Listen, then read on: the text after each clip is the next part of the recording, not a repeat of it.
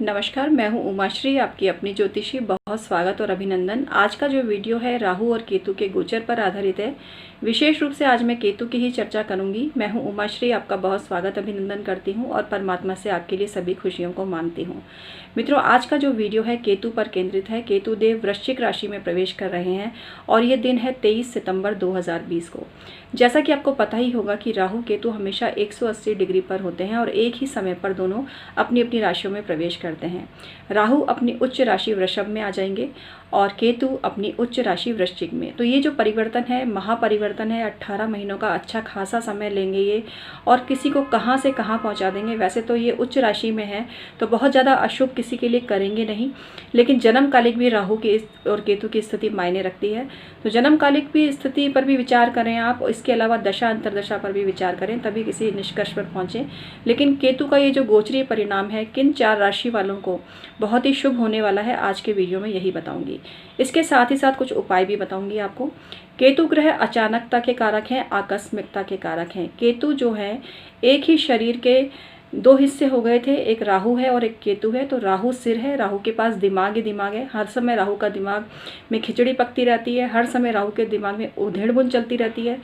विपरीत इसके केतु जहाँ बैठते हैं वहाँ ज़्यादा असर डालते हैं, क्योंकि इनका तो धड़ ही नहीं है, इनका तो सिर ही नहीं है, इनके पास में सिर्फ धड़ ही धड़ है। तो ये विचार कम करते हैं, कई बार बिना सोचे समझे ही आकस्मिक निर्णय ले लेते हैं। अब इनकी स्थिति अगर शुभ है तो वो निर्णय जातक के लिए बहुत अच्छे होते हैं और अगर स्थिति अशुभ है तो वो जातक को नुकसान भी पहुंचाते हैं। कुल मिला के दान जाप करके, मंत्र जाप करके किसी भी ग्रह के दुष्प्रभाव को कम किया जा सकता है। तो वीडियो के अंत में मैं बताऊंगी आपको कि केतु ग्रह की शुभता को बढ़ाने के उपाय।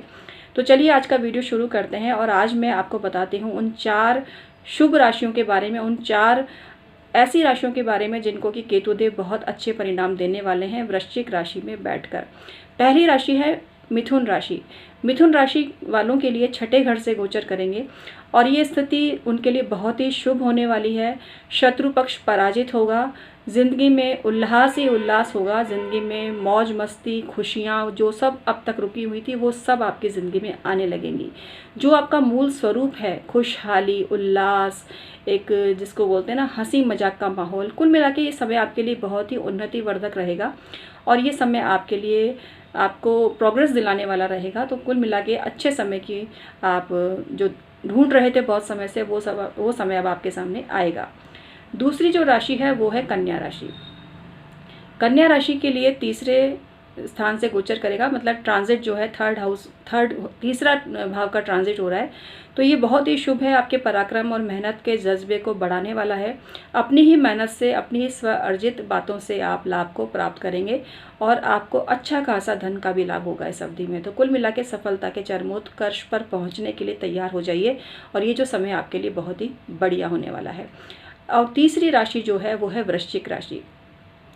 वृश्चिक राशि में उच्च के हैं, बहुत अच्छा काम करेंगे। दूसरा, केतु का जो स्वभाव है काफ़ी कुछ मंगल जैसा ही है और राहु का जो स्वभाव होता है शनि जैसा ही है और वृश्चिक राशि का स्वभाव भी मंगल है। हालांकि जल तत्व राशि है और मेष और वृश्चिक में थोड़ा सा बेसिक फ़र्क होता है, लेकिन फिर भी केतु यहाँ पर विराजमान होकर काफ़ी अच्छा रिजल्ट देंगे और आपके व्यक्तित्व का लोहा पूरी दुनिया मानेगी। ये समय आने वाला है।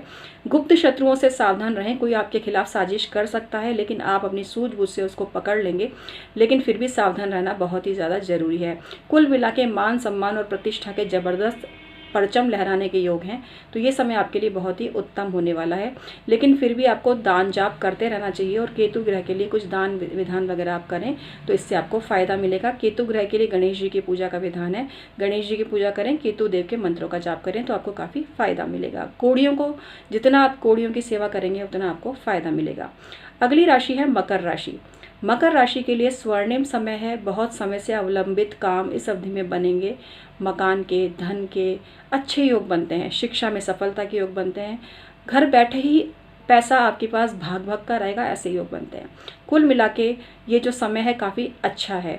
अब मैं अन्य राशियों पर अन्य वीडियो में चर्चा करूंगी। यहाँ मैं सिर्फ आपको इन 4 राशियों के बारे में ही बताना चाह रही थी। केतु देव मोक्ष के कारक हैं। केतु देव जिस जगह पर बैठते हैं उस जगह की प्रगति को बाधित करते हैं, रोकते हैं। ये बात तो सही है, लेकिन फिर भी केतु अगर शुभ स्थिति में हो तो व्यक्ति को काफ़ी फायदा भी दिलाते हैं, अचानक से सफलता और धन योग भी बनाते हैं। अगर शुक्र के साथ बैठे हो तो करोड़पति अरबपति योग भी बनाते हैं, बहुत पैसा दिलाते हैं ऐसे जातक को।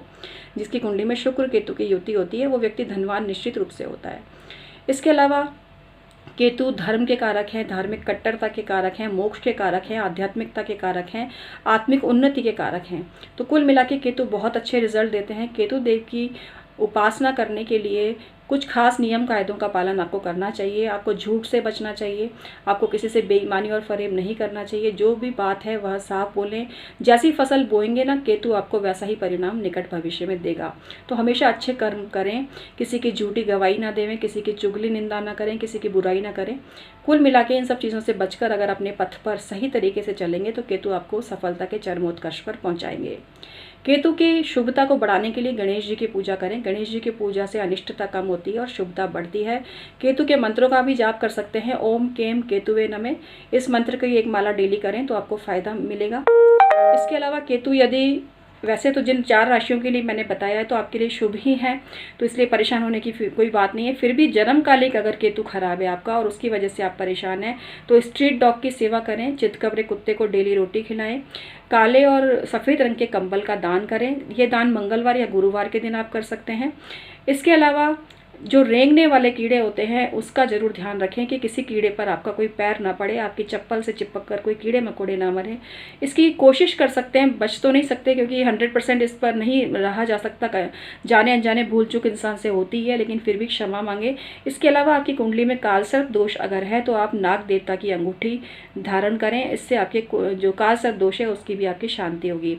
अगर केतु की वजह से बार बार नेगेटिव ख्याल आ रहे हैं, आत्मघाती ख्याल आ रहे हैं, क्योंकि केतु अगर खराब होता है तो आत्महत्या जैसे गंदे विचार भी मनुष्य के मन में लाता है, तो इनसे बचने के लिए अपने सिराने एक मुट्ठी बाजरा रखें और सुबह उसको चिड़ियों को या किसी भी पक्षी को आप डालें। तो ऐसा करने से केतुकृत अनिष्टता कम होने लगेगी। गणेश जी की पूजा करते समय आप दूर्वा अर्पित करें, आप मोदक अर्पित करें, मूंग की बर्फी या मूंग के लड्डू अर्पित करें तो गणपति बप्पा की कृपा आप पर बनती है और केतुकृत जो अनिष्टता है उसका भी निवारण होता है।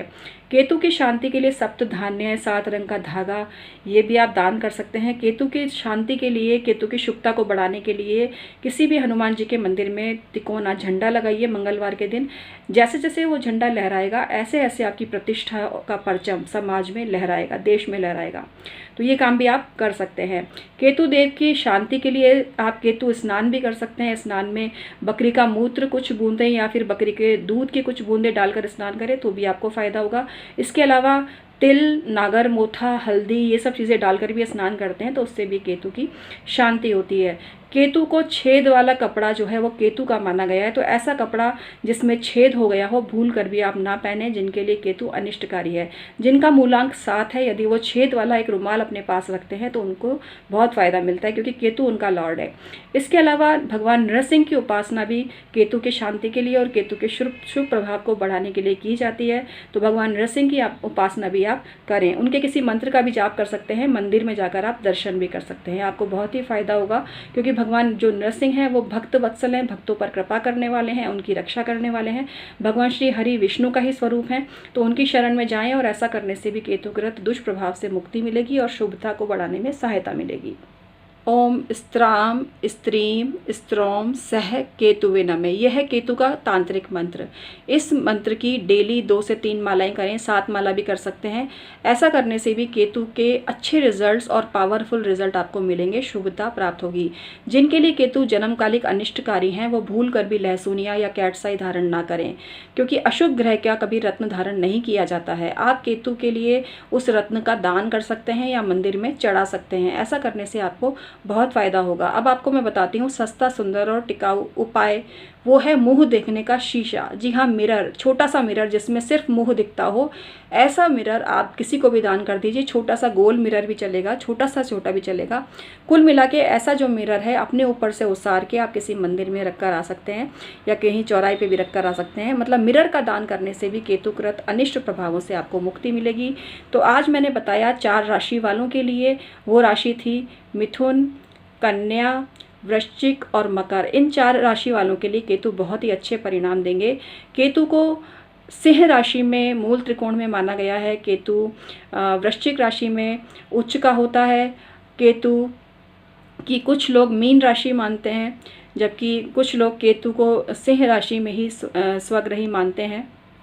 तो कुल मिला के यहाँ मैं अपनी ओपिनियन देती हूँ आपको। तो केतु को जो है सिंह राशि में मूल त्रिकोण मानना चाहिए, केतु को वृश्चिक में ही उच्च का मानना चाहिए। अब इसमें भी अलग अलग विद्वानों के मतभेद हैं, पर हमने देखा है कि सिंह राशि में केतु काफ़ी अच्छे रिजल्ट देता है, वृश्चिक राशि में बैठकर भी केतु काफ़ी अच्छे रिजल्ट देता है।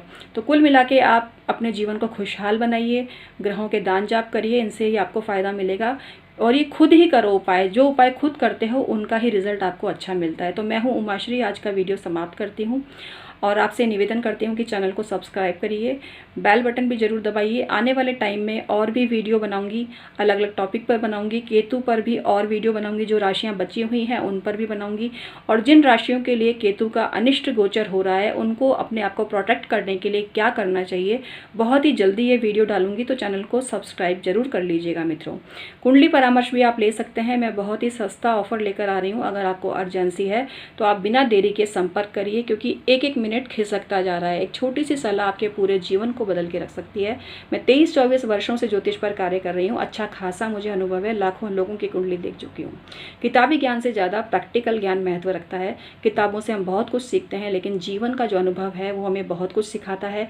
और मैं प्राउडली कह सकती हूँ कि मैंने बहुत सारी ऐसी कुंडलियों का अध्ययन किया है जो बहुत ही विकट थी, बहुत परेशानी वाली थी, लेकिन उनके भी हमने रास्ते निकाले और उनको फ़ायदा मिला। तो आज का वीडियो समाप्त करती हूँ। बहुत बहुत धन्यवाद।